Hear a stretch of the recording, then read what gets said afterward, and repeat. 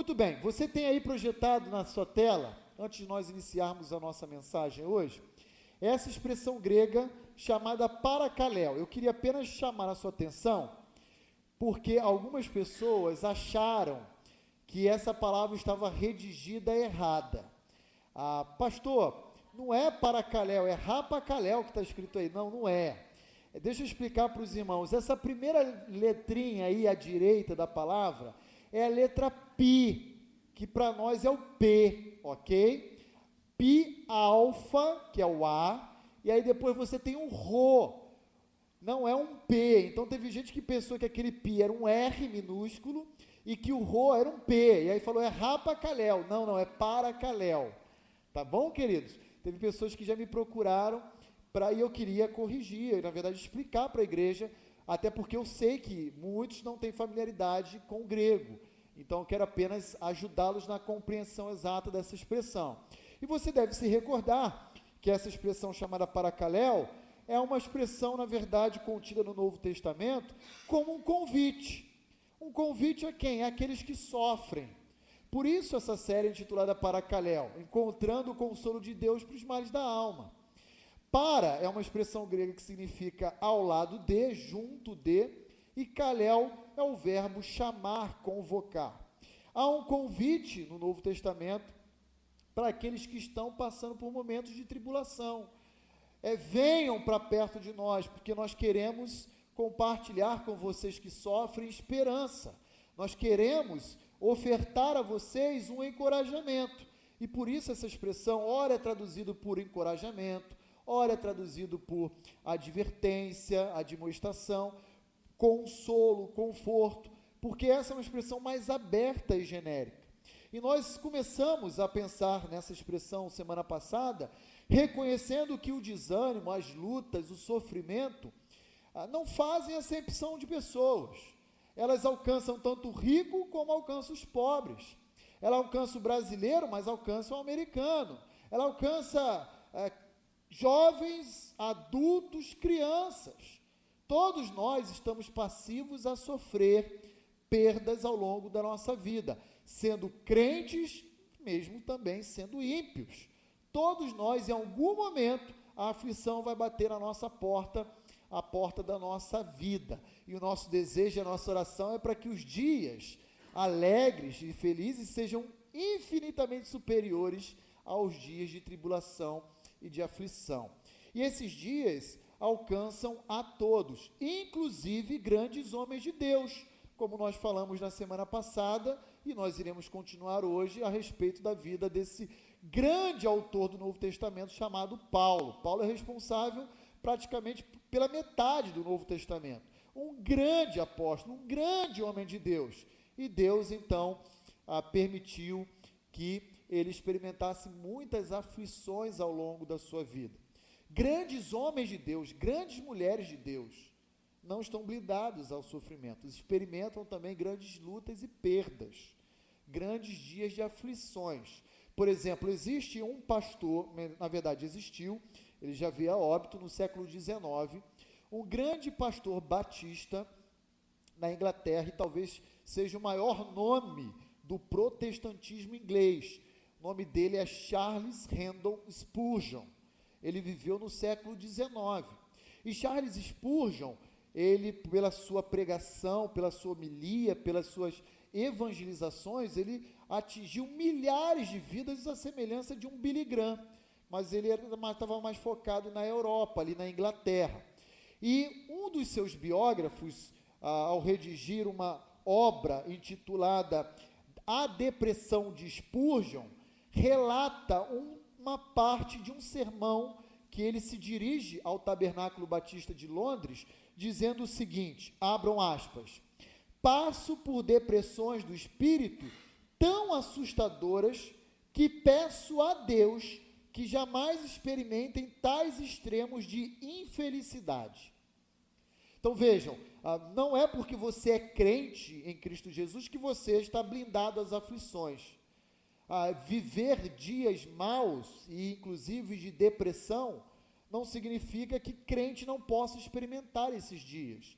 todos nós experimentamos, e hoje a gente vai ver que Paulo experimenta um momento terrível na sua vida, a ponto de dizer, olha, eu perdi qualquer expectativa de continuar vivendo, eu me desesperei até pela morte, achando que eu ia morrer. Nós vamos estudar isso hoje, mas outros grandes homens como Spurgeon, como um francês chamado João Calvino também viveu dias de muita dor e perda. Os biógrafos dizem a respeito de João Calvino que a vida inteira dele foi lutando com enfermidades. Desde a sua juventude e infância, João Calvino tinha muitas doenças, a ponto de João Calvino vir a morrer muito jovem, com 55 anos. João Calvino casou com uma moça, na verdade uma viúva, chamada Idelete de Bury. Um nome interessante, se você quiser ter uma filha e dar esse nome a ela, Idelete de Bury, né? E Idelete deu à luz a um filho, chamado Jaques, filho com Calvino, né? Porém, aquele bebê viveu apenas poucos dias, porque a peste negra que alcançou e devastou a Europa, chegou até aquela criança e levou ela a óbito. Então, grandes homens de Deus experimentaram muitas perdas ao longo da sua vida. Eu poderia mencionar William Carey, que é o famoso indivíduo chamado do pai das missões modernas. Poderia mencionar Martinho Lutero, um grande reformador alemão. Às vezes a gente conhece esses nomes e os personagens, mas a gente não sabe o que por trás deles eles carregam em termos de dor e perda. E Paulo vai nos ensinar na noite de hoje que grandes homens de Deus também experimentam a dor.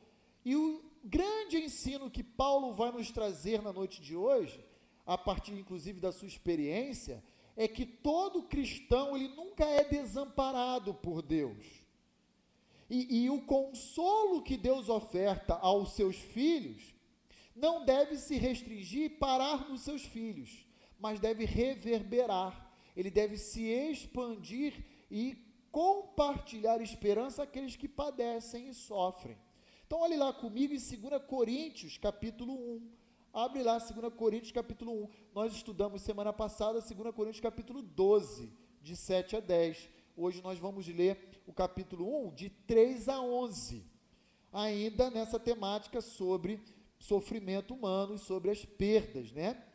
Deus nos consola, e vamos aprender nessa passagem, para que nós possamos ser instrumentos de consolo da parte dele aos que padecem.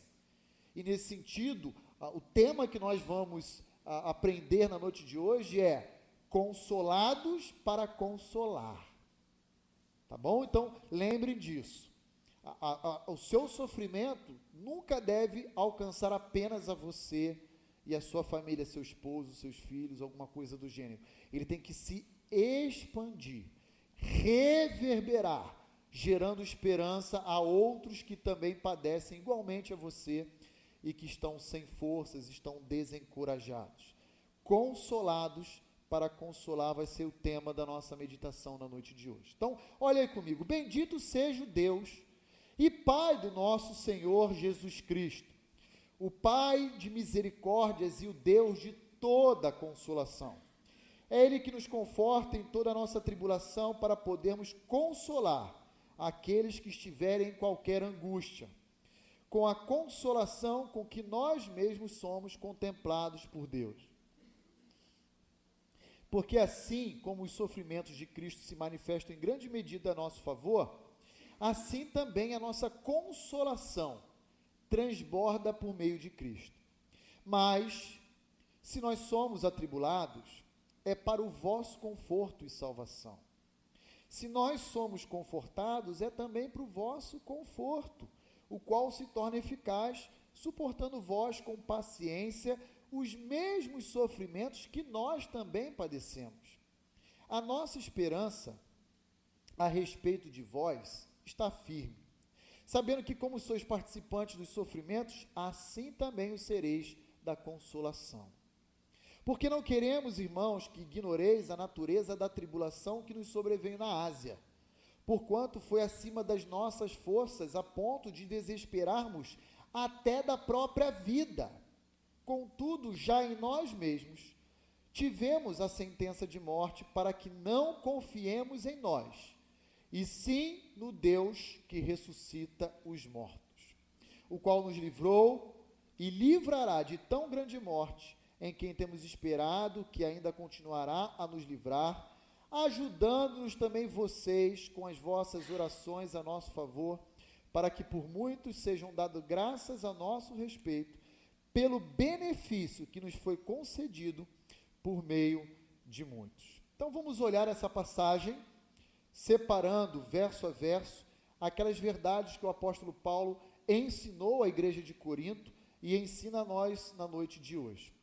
Normalmente as cartas do apóstolo Paulo sempre são abertas com uma expressão que nós chamamos de louvor. Louvor por quem? Pelas igrejas a quem ele se dirige. Normalmente Paulo diz, olha, eu dou graças a Deus pela vida da igreja de Filipos, de Colossos e assim por diante. Mas aqui nós vemos uma abertura dessa carta totalmente diferente. Paulo vai romper em uma ação de adoração, bendizendo o nome de Deus, por quem? Pela igreja de Corinto? Não. Pelo Deus a quem ele serve. Por que Paulo faz isso? Porque Paulo está passando por momentos de intensa tribulação. E é assim que ele começa, dizendo, bendito seja o Deus e Pai do nosso Senhor Jesus Cristo, Pai de misericórdias e Deus de toda a consolação. Paulo não vai dizer, olha, obrigado, Senhor, pela vida da igreja de Corinto. Agora Paulo vai dizer, obrigado, Senhor, pelo que tu és. E aí a gente começa a aprender a primeira verdade que Paulo quer nos ensinar nesse texto inicial da sua carta. E qual é essa verdade? O sofrimento humano que nós podemos experimentar, ele tende a revelar a mim e a você com maior clareza quem Deus é para nós, o que Deus representa para nós. É bem verdade que nós não temos qualquer capacidade de definir quem Deus é. Não temos. Por quê? Porque Deus é um ser infinito.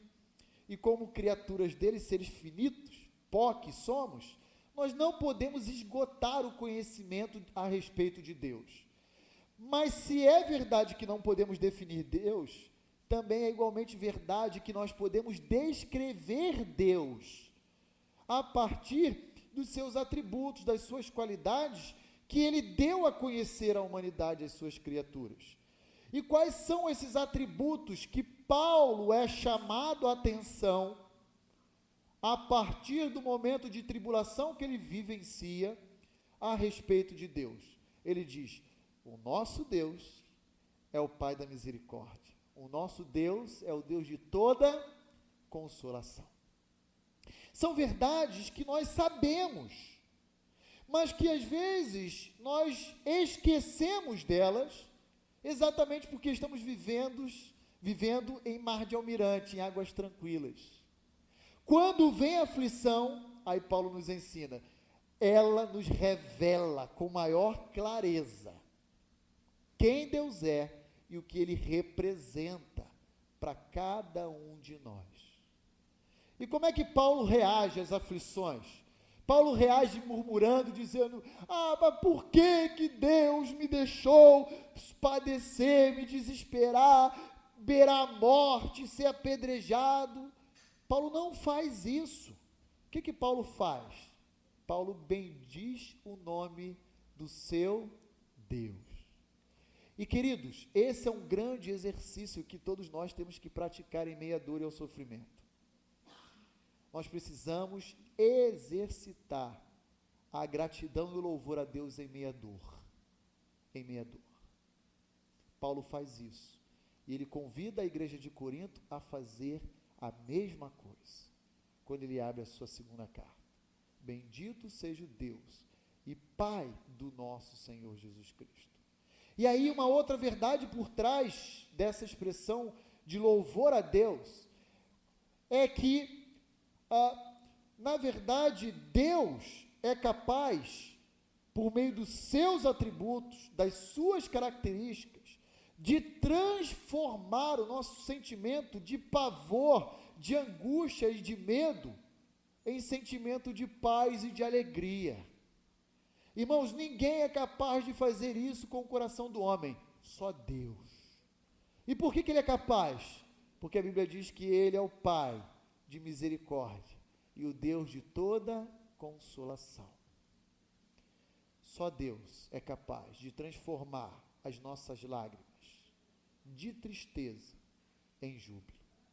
E toda vez que ele faz isso, os homens que não conhecem a Cristo olham para nós e dizem: ele só pode estar maluco, ele só pode estar tantando a cabeça, porque não é possível. Ele acabou de sofrer uma injustiça, ele acabou de sofrer uma perda, ele acabou de ter uma cicatriz que ele vai levar para o resto da vida dele.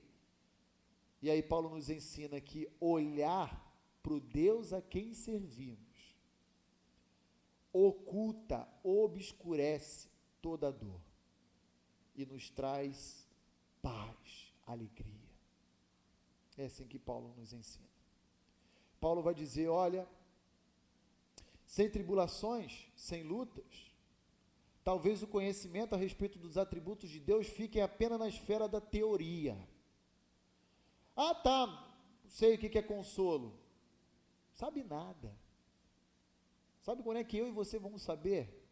Quando nós vivenciarmos, experimentarmos esse consolo. Aí a gente vai entender o que é o consolo. Quando aquelas pessoas que você ama, Deus chamar elas à presença dele. Quando aquele bem que você se apega, ele tirar de você. Quando aquilo que você valoriza, ele tocar. E aí a gente vai entender verdadeiramente o que são as misericórdias de Deus e a sua consolação que ele nos oferta. Interessante observar ainda nessa passagem inicial que Paulo se dirige à primeira pessoa da Trindade. Ele diz: o Pai do nosso Senhor Jesus Cristo. O que ele é? Ele é o Pai de misericórdia e também o Deus de toda a consolação. Por que isso deve chamar a nossa atenção? Porque normalmente, eu e você somos levados a pensar que o ministério do consolo, do conforto, do encorajamento, se restringe à terceira pessoa da Trindade, que é o Espírito Santo. Afinal de contas, Jesus fala sobre isso nos Evangelhos.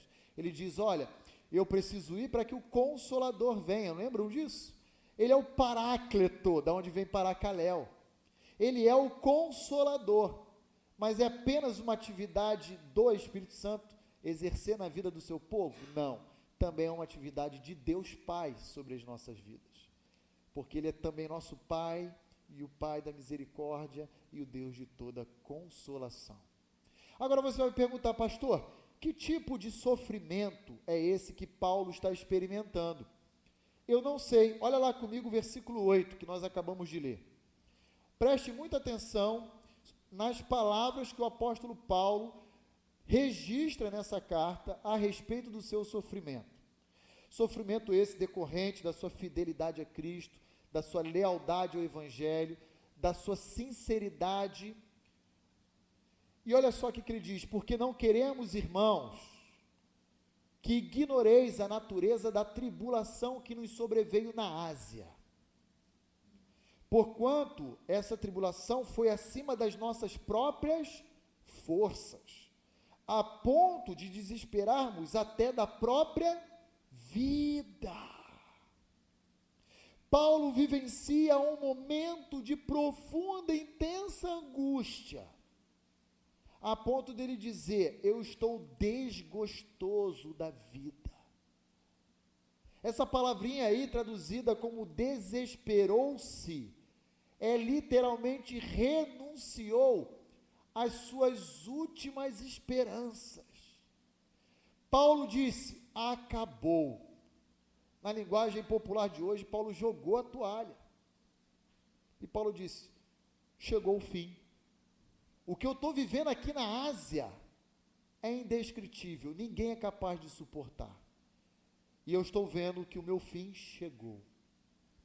Se Paulo vivesse os nossos dias, querido, certamente ele seria rotulado por alguns profissionais como um indivíduo totalmente depressivo, com tendências suicidas, com distúrbios de ansiedade ou coisas do gênero. Sabe o que é interessante que Paulo ensina a mim, a você, ensinou a igreja de Corinto a fazer?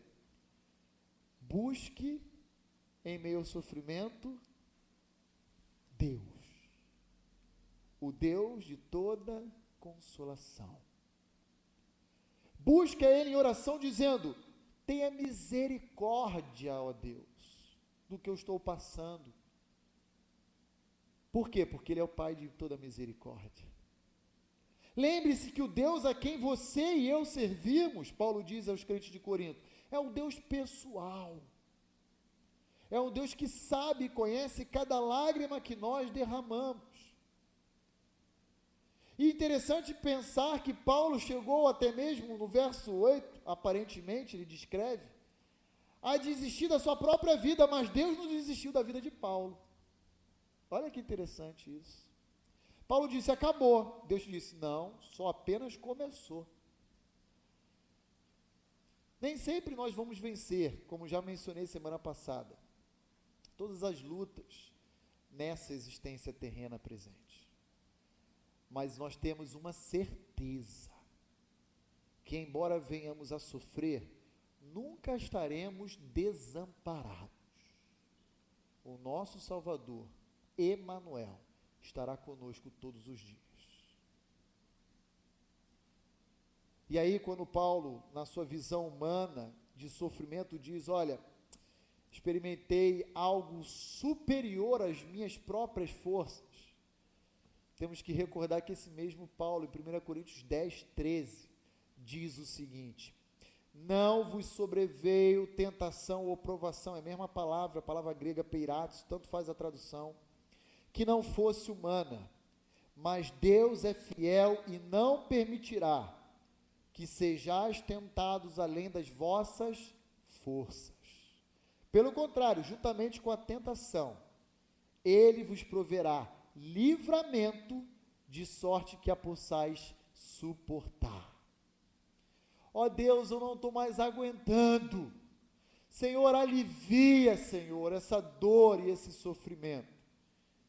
Algumas vezes Deus vai aliviar, outras vezes Ele vai dizer: não, a minha graça te basta, e confia em mim que estou cuidando de você. Mas Ele nunca vai nos deixar sozinhos. Nunca. Absolutamente nunca. Talvez você pense no meio da dor e do sofrimento: por que eu estou passando por isso? Uma das tentativas de responder a esse questionamento natural e intuitivo que brota no nosso coração, na nossa mente, é porque ao experimentar a dor, nós iremos nos voltar com maior visibilidade e clareza para os atributos do Deus a quem servimos, para esse Deus que é consolador, para esse Deus que é poderoso, para esse Deus que é singular, que é soberano, para esse Deus majestoso e assim por diante. Mas o texto não para por aí, e Paulo continua dizendo, dos versos 4 a 7, o seguinte: é Deus que nos conforta em toda a nossa tribulação. Com qual objetivo? Aí vem o Consolados para consolar.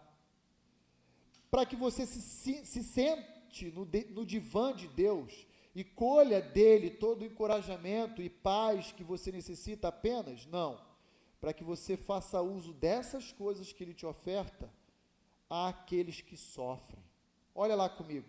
Para podermos consolar os que estiverem em qualquer angústia. Como? Paulo vai dizer: com a mesma consolação com que nós mesmos somos contemplados por Deus. Em outras palavras, Deus vai fazer: pega isso aqui, que suavizou a sua dor e o seu sofrimento, e leve àqueles que estão próximos a você e que estão padecendo. Sabe, esse mesmo consolo que o Deus de toda consolação lhe ofereceu, compartilhe com aqueles que estão em dor. Seja um agente de transformação, de restauração, de esperança aos que sofrem. O meu papel e o seu não é olhar de forma egoísta para a nossa dor, achando que essa dor, esse sofrimento é apenas seu. Não é apenas seu. E nem é exclusivo seu. Olha lá o que diz ainda, por exemplo, o verso 6. Suportando-vos com paciências o mesmo sofrimento que nós também padecemos. Aqueles crentes de Corinto estavam sofrendo igualmente a Paulo. E olha que interessante, quando você estiver em dor, lembre-se que pessoas iguais a você, em carne e osso, passam ou já passaram ou irão passar pela mesma perda e sofrimento que você está passando. E o que eu devo fazer? Eu devo me apropriar do consolo de Deus, porque Ele está me paraquelando, me convidando para estar ao seu lado, para me encorajar, para me erguer, e eu devo fazer a mesma coisa com aqueles que sofrem. Eu devo retransmitir. E aí nós temos uma segunda grande verdade que Paulo nos oferece, que as tribulações e os sofrimentos dessa vida não apenas nos aproximam de Deus em comunhão, mas também nos tornam mais próximos uns dos outros em empatia e preocupação. Olha que interessante isso. Você já parou para perceber isso? Por que eu estou passando angústia? É para que eu possa ser consolado e usar desse consolo com aqueles que sofrem. E aí Paulo vai dizendo, porque assim como os sofrimentos de Cristo se manifestam em grande medida a nosso favor, ou seja, a cruz de Cristo gera benefícios para nós, nos favorece. Quais são esses benefícios? Normalmente nós seríamos unânimes em dizer salvação, vida eterna, reconciliação. Mas sabe qual é um que existe decorrente da cruz e que às vezes a gente nem valoriza? O consolo.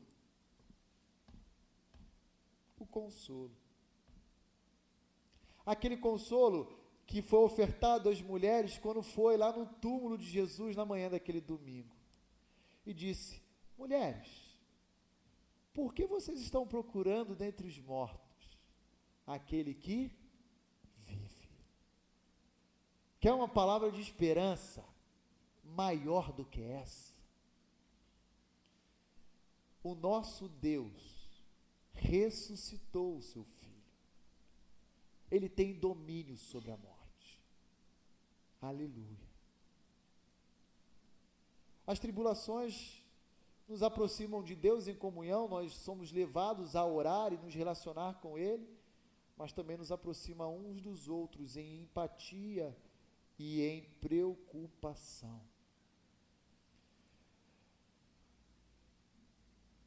Há pessoas que sofrem profundamente a ponto de se desesperar da sua própria vida. E, infelizmente, algumas enveredam no caminho de cercear sua própria existência. São aqueles que tentam o suicídio. E deixa eu falar uma coisa para os irmãos, não são poucos os que tais coisas praticam na atualidade. São muitos. São muitos. Ontem mesmo, fazendo um culto na casa de uma irmã aqui da nossa igreja, irmã Maria Langer, uma das suas familiares pediu oração por um conhecido dela, chamado Hélio, que nessa semana aqui, que acabou, tentou tirar a sua própria vida. Não precisamos ir nessa direção, porque o Deus que nós servimos é resposta para os nossos problemas. Crês tu nisso? O que nós precisamos é do consolo de Deus. É do consolo de Deus. Cristo sofreu e o sofrimento dele nos trouxe benefícios. E esse benefício deve parar em nós? Não. Deve ser reverberado, multiplicado, reproduzido àqueles que sofrem. Então, depois, na parte final, dos versos 9 a 11, nós iremos aprender que o sofrimento humano que podemos experimentar nessa vida nos ajuda a confiar apenas em Deus e nos motiva a enfrentá-lo por meio da oração da sua igreja. Olha comigo os versos 9 a 11. Contudo, já em nós mesmos tivemos a sentença de morte, para que não confiemos em nós, e sim no Deus que ressuscita os mortos.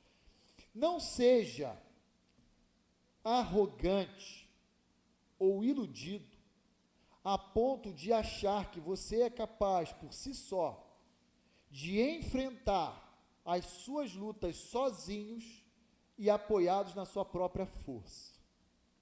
Isso é tolice. É tolice. E o autor de Provérbios, Salomão, já havia dito isso para a gente séculos antes. Não te apoies no teu próprio entendimento. Não te apoies na tua própria força. É tolice, é pura ilusão achar que nós devemos enfrentar as nossas lutas sozinhas. Paulo vai dizer, precisamos confiar em Deus e apenas nele. Eu exarei uma sentença judicial. Eu mandei publicar no Diário Oficial da Justiça. Qual é essa sentença publicada? Eu não vou mais confiar em mim e em nada, a não ser em Deus. Presta atenção, não é em Deus e mais alguma coisa. Não é em Deus e numa terapia, não é em Deus e num remédio, não é em Deus e numa conta bancária, não é em Deus e no meu plano de saúde, não é Deus e no meu trabalho, é apenas em Deus. E sim no Deus que ressuscita os mortos. O sofrimento nos ajuda a nos apegar apenas a Ele, e somente a Ele. Por isso o salmista diz, Senhor, Tu és a porção da minha herança. Tudo o que eu tenho se resume em Ti. E as demais coisas são acessórias, são secundárias. O que eu preciso é do Senhor. E o resto, o Senhor me sustém. O resto é resto. Só que muitas vezes, muitos dizem, eu tenho Deus e mais alguma coisa. E aí Deus deixa de ser suficiente. Precisa sempre ser complementado por mais alguma coisa. E olha que interessante, qual é a participação da igreja, dos crentes, no sofrimento daqueles que padecem? Olha lá comigo o versículo 11. Paulo diz, ele faz um pedido. Ele diz assim, nos ajude também vocês com as vossas orações a nosso favor. Qual é a participação da igreja no sofrimento alheio? Ore. Ore. Ore por aqueles que estão em dor. Ore. Coloque diante de Deus, que é o Pai de misericórdia, o Deus de toda consolação, e diga, Senhor, sai ao encontro do teu servo, que já luta meses com esse dilema. A carta de Tiago diz que a oração do justo pode muito em seus efeitos. Ore. Sabe qual é a melhor maneira de você ajudar alguém que necessita? Fazendo duas coisas. Primeira, paracaléu ele, chame ele para estar ao seu lado. E ao chegar ao seu lado, ajude-o, encorajando a confiar apenas em Deus. Fala, cara, o que você precisa é de Deus. Se ele não conhece a Cristo, apresente Cristo para ele. Se ele já conhece a Cristo, ajude-o a sair da cegueira do sofrimento e a olhar para cima. E diga, confie naquele que controla a sua vida. Segunda maneira, ore. Se resume nisso. Chame, compartilhe seu ombro amigo, chore com ele e ore. E saiba de uma coisa, o resultado será fantástico. Porque essa é a instrução que a palavra de Deus nos oferece. Deixa e descansa. Deus vai produzir tudo o que Ele precisa. Tudo o que aquele que padece precisa. Paracaléu, chame e ore com esses que sofrem. Quero finalizar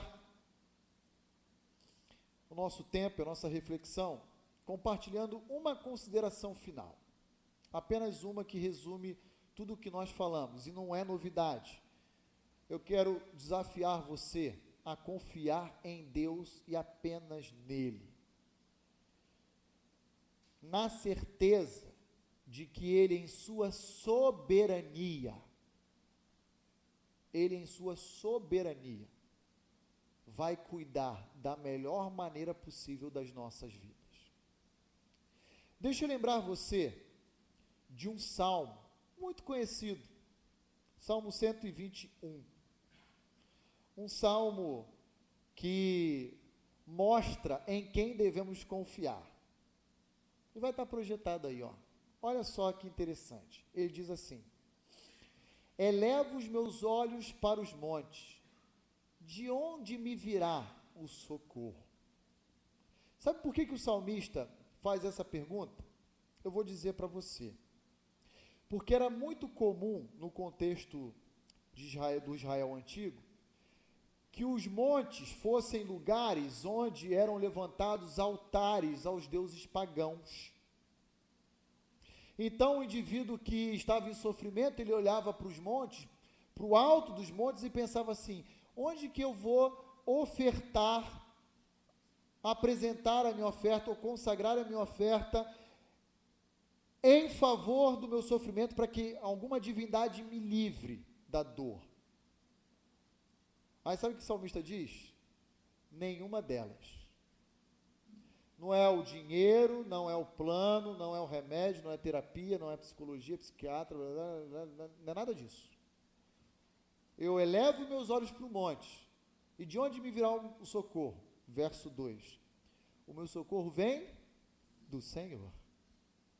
E aí ele começa a reconhecer os seus atributos, que fez o céu e a terra. Esse Deus criador, esse Deus que é poderoso, ele fez os céus e a terra a partir do nada.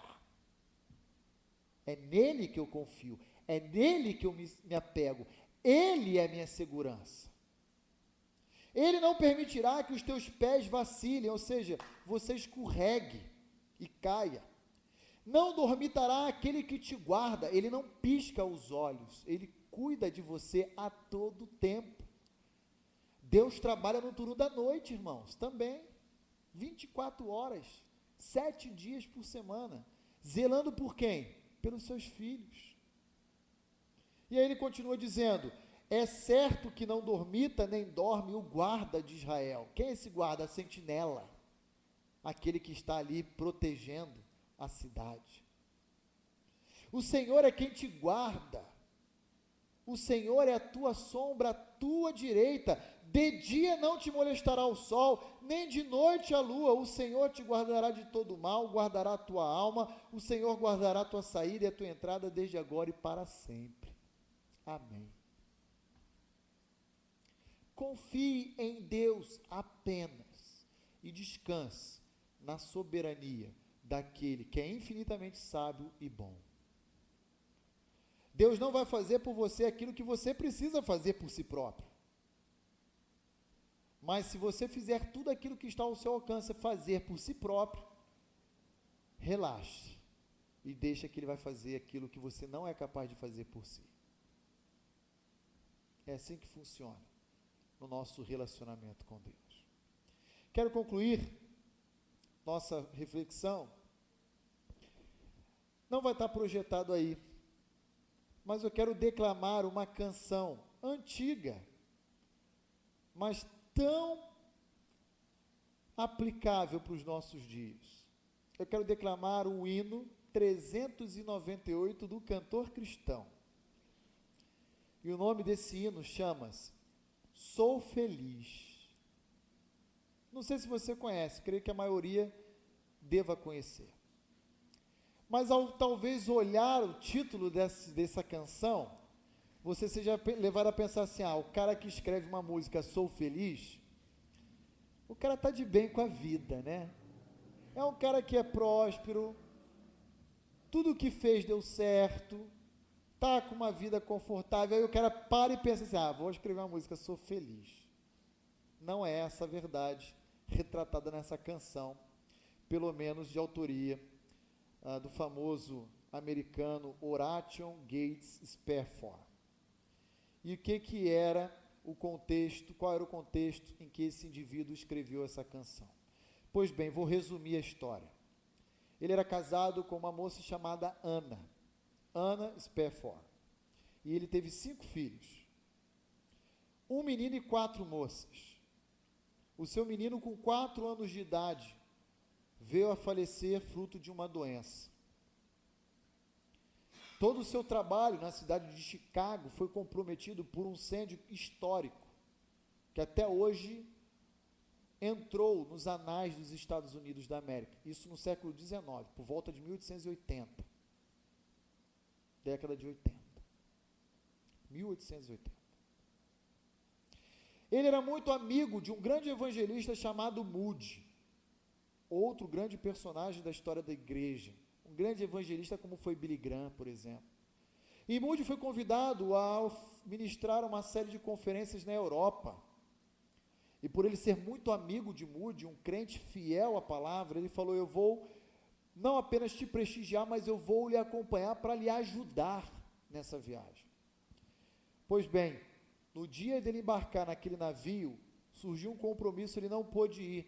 E ele mandou a sua esposa Ana, com suas 4 filhas, atravessar o Atlântico naquela embarcação, para chegar na Europa, então, eles poderem acompanhar o ministério do Moody.